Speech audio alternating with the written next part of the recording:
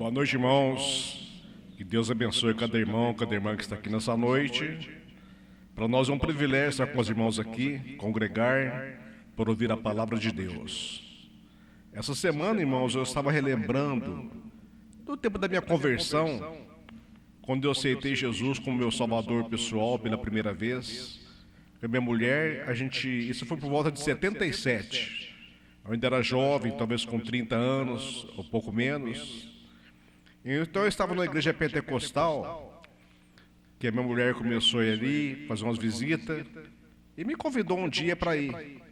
Então eu estava lá, naquela igreja, e eles perguntaram se eu queria aceitar Jesus como Salvador.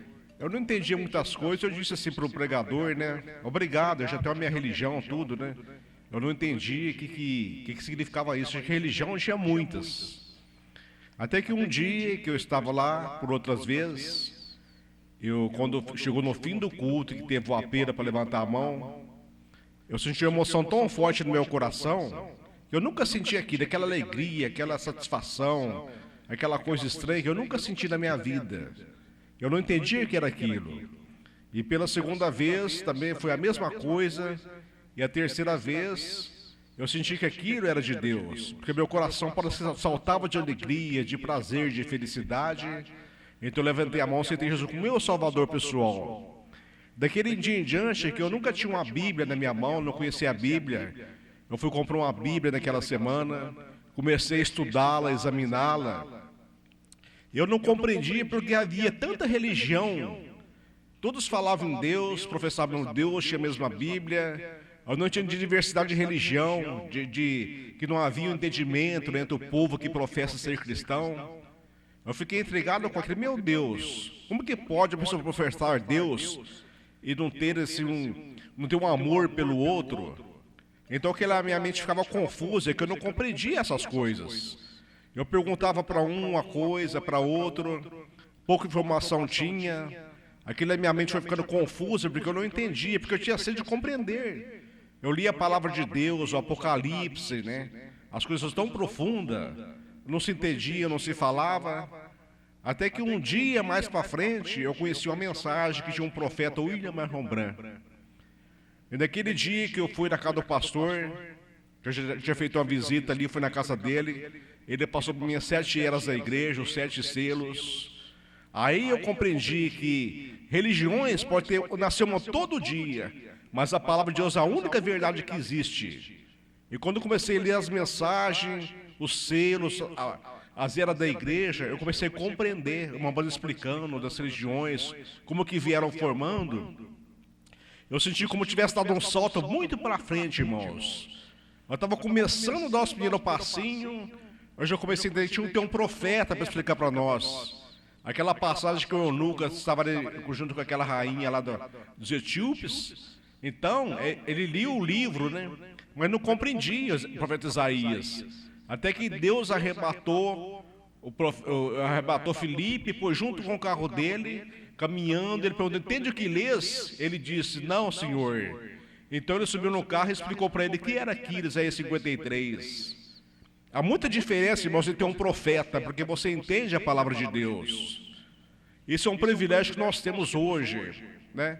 De estar na posição que o profeta, ele abre a palavra para nós, você compreende, eu compreendo, toda a confusão sai, porque se nós não compreendemos aquilo que é profundo, nós ficamos turbados, ficamos com a mente pesada, cansada, mas isso é maravilhoso. Então quando eu encontrei a mensagem do irmão Brana, eu entendi as religiões, o porquê das coisas, o Apocalipse, os selos. Isso a minha mente ficou tão alegre, é como tirasse um peso da minha cabeça. É como tivesse conseguido montar um quebra-cabeça. Isso é maravilhoso, irmãos. Eu tenho só que agradecer a Deus por ter conhecido a mensagem. E hoje nós estamos com o pastor Osmar, que ele tem esse nome da mente aberta, para estudar a palavra, para examinar. Porque de primeiro, quando eu ia procurar as coisas, eu falava assim, não leia isso, não leia aquilo. Isso te deixa confuso, para que saber muita coisa? Mas quando um filho tem sede de Deus, ele vai a fundo na palavra, irmãos. A fundo, isso é maravilhoso. Você é uma águia, você é livre, você pode voar, você pode examinar, você pode pesquisar. Porque coisa dura é quando alguém põe em você uma rédea e fala assim, você não pode ler isso, não pode ler aquilo, aqui é só isso, nós não entendemos. Isso é maravilhoso, irmãos. E hoje nós somos um povinho agradecido a Deus por ter essa mensagem, por ter essa palavra. Enquanto muitos estão perecendo de fome, você tem a palavra, eu tenho a palavra de Deus. Isso é maravilhoso. Eu creio que a pessoa mais simples aqui sabe que o batismo é em nome do Senhor Jesus. Sabe que Deus enviou um profeta para essa era. Que a palavra tem sido aberta, irmão. Isso é maravilhoso, né? Não importa com as suas dores, com as suas feridas, com as suas fraquezas de carne, de enfermidade. Não olhe para isso, olhe para Deus. Olhe o que você tem, valorize o que você tem, que é a palavra. Que a hora que for da vontade de Deus, chega aquela hora, nós seremos transformados num abrir e fechar de olhos, irmãos. Isso é maravilhoso, toda velhice sai, toda doença vai embora, tudo vai embora, toda tristeza vai embora, só vai haver felicidade. Naquele dia não haverá ninguém triste, irmão. E creio que aqui está um povo que tem valorizado esta palavra. Não só aqui, mas irmãos que ouvem através da internet, que têm chegado a esse conhecimento, a essa verdade. Isso é maravilhoso, irmãos.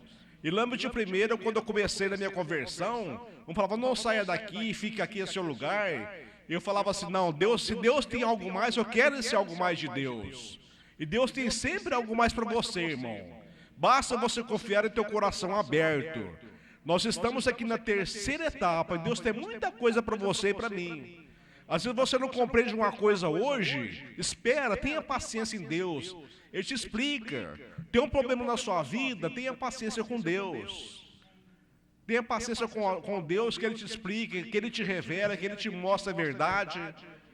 Quantos irmãos foram embora daqui hoje? Será que eles têm uma mensagem boa lá? Será que estão um alimento sadio com a terceira etapa? Mas você valorizou isso, nós estamos aqui, irmãos. E a mensagem está crescendo, está florescendo, está alcançando o Brasil, países vizinhos. Isso é maravilhoso. Que Deus abençoe o pastor Osmar, que é o nosso pastor aqui na terra, né? Que Deus dê para ele sabedoria, dê ousadia, que proteja nas viagens que ele faz, que ele possa levar essa mensagem a cada coração, cada irmão, que tenha um coração aberto para a palavra de Deus. Que ela vai alcançar, todos os eleitos vão ser alcançados. Assim como você foi, como eu fui, todos serão alcançados.